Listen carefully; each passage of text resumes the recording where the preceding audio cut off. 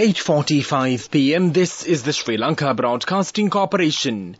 The news, edited by Lakshman Fonseca and read by Mario Vijayavardhana. The headlines. A delegation from the World Bank arrives in Sri Lanka. The port city duty-free business minimum investment laid down at $5 million. The President's office appoints a special committee to prepare a report on the import of vehicles. 3 suspects arrested linked to the incident where the former chairman of the Public Utilities Commission was allegedly threatened to death. The government is to allow the re-export of value-added areca nuts. Netanyahu meets Israeli hostages' families anxious over Gaza war plans.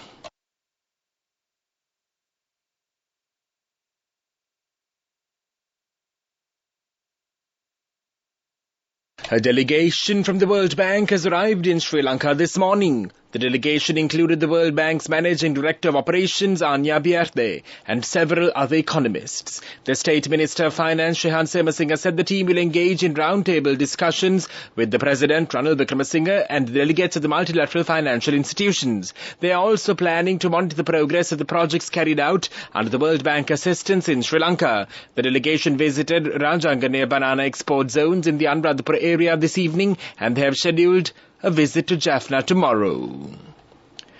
The Colombo Port City Economic Commission says investors wishing to start duty-free retail business operations and duty-free shopping mall operations at the Colombo Port City require to bring in a minimum investment of $5 million. The Colombo Port City Economic Commission said, in terms of new regulations gazetted, investors looking to start a duty-free retail business will also be required to satisfy the Commission that they have access to a range of high-quality luxury retail brand products.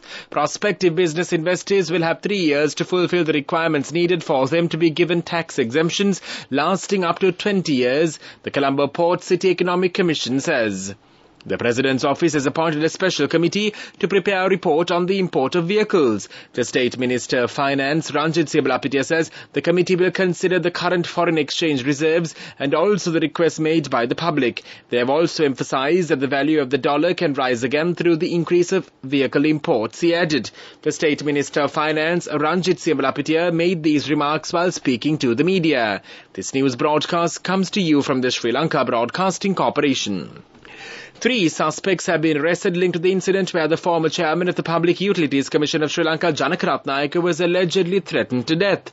Police said that officers were alerted and commenced investigations after receiving a complaint from the former PUCSL chairman that he was threatened to death over the phone. The suspects had also extorted 1.5 million rupees from him, the police added. The suspects were arrested yesterday morning from the Rambukana area by the officers of the Colombo Crimes Division. The police further said that these suspects are 24, 26 and 31 in age, and they are residents of the Rambukana area and Kurunagala area. The arrested suspects were remanded until 9th November after being produced before court. The Colombo Crimes Division is conducting further investigations. The government is to allow the re-export of areca nuts with 35% value addition in order to prevent fraudulent activities of certain illegal traders. The Ministry of Export Development said some traders are continuing the re-export of rackets, taking advantage of the free trade agreements with India and Pakistan. The Finance Ministry also disclosed that Sri Lanka Customs is losing around $300,000 per metric ton of areca nuts as a result of bringing large stocks of areca nuts into the country and mixing it with local betel nuts for re-export. This fraudulent practice has been continued despite a ban on the import of areca nuts under the temporary importing for export processing scheme. The main news story is brought to you by Sinhala Mahatmya. The State Minister of Finance, Shehan Semasinga, assures that the government will not take any decisions that would adversely affect the country's economy. He said the economic reforms currently being implemented in compliance with the agreement under the IMF should have been in place decades ago. Addressing the North Central Province Outstanding Entrepreneurs Awards night held on Friday, the State Minister said that the fact that the government understands the added burden imposed on the people when going to address the issue with regards to the agreement Sri Lanka has with the IMF, the State Minister stated that Sri Lanka will have a strong economy following the full implementation of the reforms as the countries like India and South Korea have become economically powerful after receiving support from the IMF. The main news story was brought to you by Sinhala Vedamahatmya. And now in Watch Live, the police request the drivers to be cautious when driving in rainy and gloomy weather conditions. The police traffic unit chief ASP Manoj Ranagala said at least 115 school children have been killed in road accidents reported so far this year. He added that the deaths were caused due to incidents of reckless driving. According to police data, 6 persons are killed per day in road accidents in Sri Lanka, and 1 in 4 hours, 1 death is reported. 3 seriously injured persons are reported too, and 4 persons are reported with injuries requiring treatment, stating that 2,363 persons had died in road accidents in 2020. ASP Ranagala said that 2,513 persons were reported dead in 2021, and 2,515 persons were killed in road accidents in 2022, showing an increase in accidents in the country.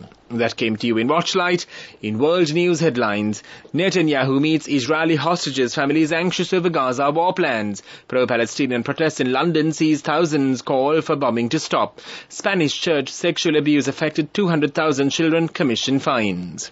Israeli Prime Minister Benjamin Netanyahu has met the families of Israelis held hostage by Hamas, who have expressed concern about the intensifying attacks on Gaza. The Missing Families Forum said the night when troops moved into northern Gaza had been the worst so far. They complained about the impact of a ground operation on the well-being of the 230 hostages. Mr. Netanyahu has promised to do everything possible to bring them home.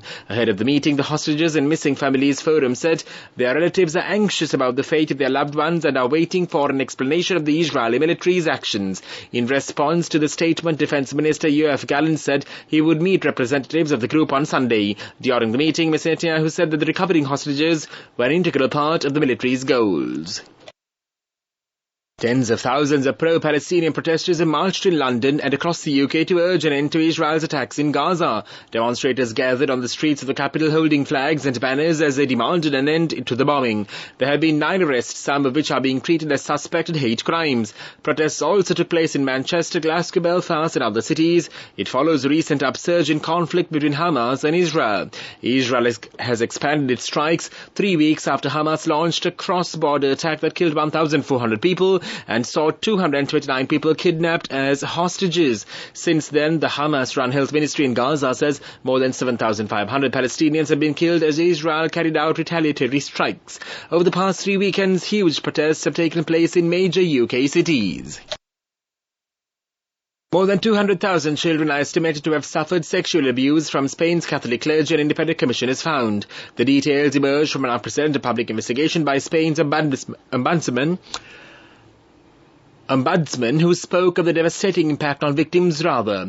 Onga Gaviandano also criticized the church for its inaction and attempts to cover up or deny the abuse. The 700-page report, which was ordered by Spain's Congress last year, reveals the result of a survey that the Commission carried out on 800,000 members of the public. It found that 0.6% of the country's adult population, roughly 39 million people, said they had suffered sexual abuse as children by members of the clergy. That percentage rose to 1.13%, more than 400,000 people, when including alleged abuse by lay people in institutions overseen by the church. Mr. Gabilanando said the numbers should be treated with caution. And now, the headlines of the World News segment once again. Netanyahu meets Israeli hostages, families anxious over Gaza war plans. Pro-Palestinian protests in London see thousands call for bombing to stop. Spanish church sexual abuse affected 200,000 children, commission fines. Development News. The local government institutions' key functions are to undergo digitalization soon. The State Minister, Provincial Councils and Local Government, Janaka Wakamura, said it will enable the people to make their payment of various taxes online from next year. He said several local government institutions have already introduced a new e-payment system and further digitalization of administrative functions are now underway, and the program will be implemented in all 341 local government institutions with effect from January 2024. Sports News is brought to you by Shakti. Refresh your mind and body. Shakti Energy Drink. 350 rupees only. Available at island-wide leading groceries and supermarkets. Shakti. Taste the power. Barcelona will investigate any racist insult following reports Real Madrid's Brazil forward Vinicius Jr. was abused by fans during Saturday's El Clasico. 2 goals from Jude Bellingham, including a last-minute winner, saw Madrid beat their fierce rivals 2-1 at Louis Company's Olympic Stadium. The alleged racist abuse occurred when the 23-year-old, who has been targeted several times during his time in Spain, was substituted in added time. La Liga also said it would investigate.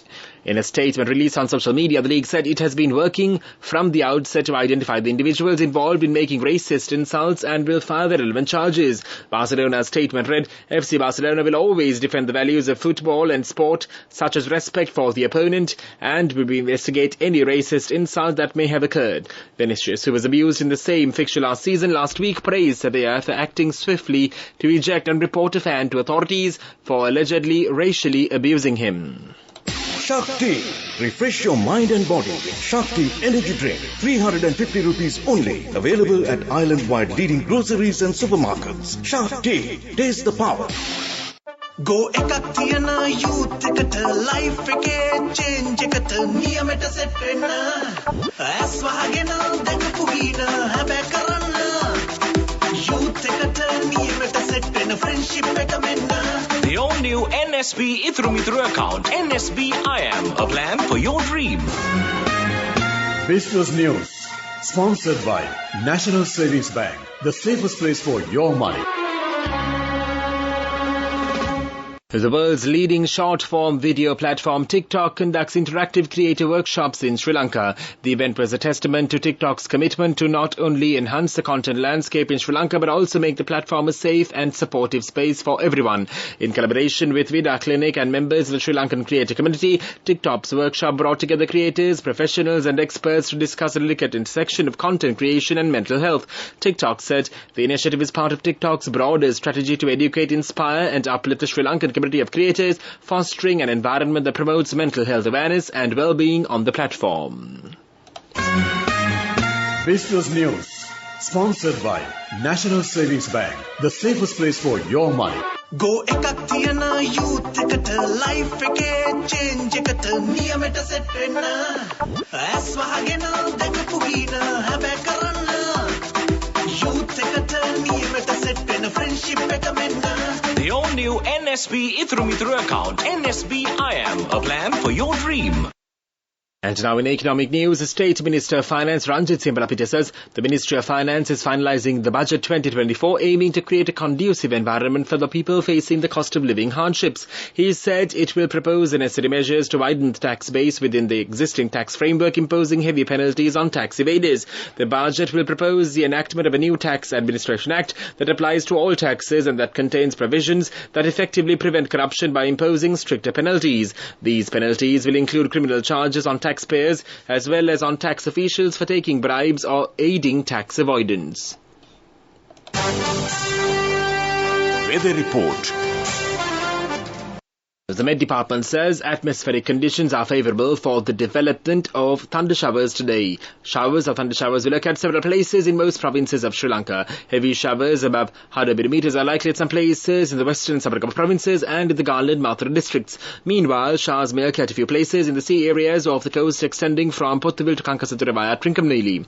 Showers or thunder showers will occur in the other sea areas around the island, particularly during the night. That was with the report, and now the headlines of this news broadcast once again. A delegation from the World Bank arrives in Sri Lanka.